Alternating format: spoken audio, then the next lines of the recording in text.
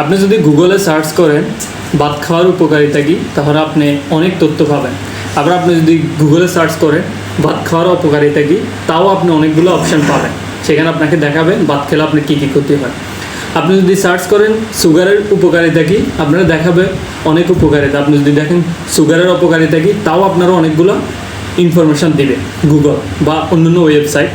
সেমভাবে আপনি যদি আপনার ব্রেনকে কখনো বলেন যে আমি এই কাজটা করতে পারবো না, দেখবেন যে ব্রেন আপনাকে কনভিন্স করার জন্য অনেক অনেক ইনফরমেশান দিবে, মানে যাতে আপনি কাজটা করতে না পারেন। এটা কেন হয়েছে? আপনি ব্রেনকে বলছেন যে কি আমি করতে পারবো না। আবার যদি আপনি ব্রেনকে বলেন আমি এই কাজটা করতে পারবো, দেখবেন যে আপনার সামনে অনেক অনেক অপশান আসবে যাতে আপনি এই কাজটা করতে পারেন।